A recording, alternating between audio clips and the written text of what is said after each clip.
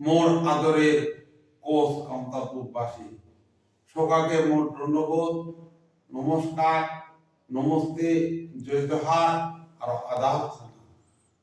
Greater Cooch Behar বা কামতাপুর আমার দেশ, আমার মাটি। মমতা দিদি কোচবিহার স্টেটের যতই বিরোধিতা করুক না কেনে, আমরা যে কোনো মূল্য এই কোচবিহার স্টেট খানো রিকেল কর্মী, কারণ আমরা আমরা 20 জেলার বংশধর। আমরা বহিরাগত মমতা দিদি চাই হার মানার জাত না হব। মমতা দিদি আমার জাতি মাটির শত্রু। আজি দেখো মমতা দিদি কামতাপুরের জন্য অনেক উপর কোচ রাজবংশী খেলার উপর দমন পির নির্যাতন চালে আছে।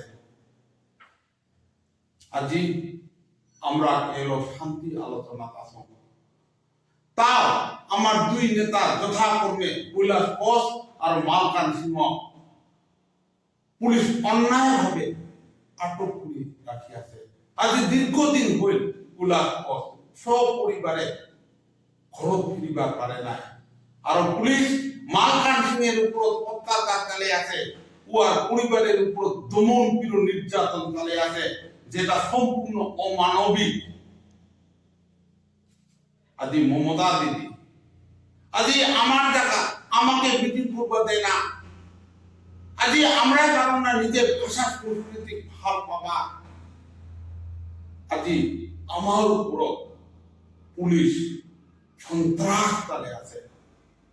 মমতা দিদির এই ধরনের কার্যকলাপ ভারত যুক্তরাষ্ট্র বিরোধী, অসাংবিধানিক আরো শান্তি আলোচনার পরিপন্থী। আমরা কামতাপুর লিবারেশন অর্গানাইজেশন মমতা দিদির এই ধরনের কার্যকলাপ তীব্র ধিক্কার জানান আর নিন্দা জানান।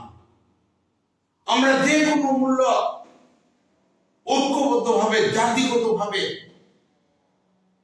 মমতা দিদির এই ধরনের কার্যকলাপের বিরুদ্ধে মার বান্ধি খারাপ হইব। আর আমার দেশ, আমার মাটি, কুচবিহার স্টেট খানো আমরা রিগেন করিমি।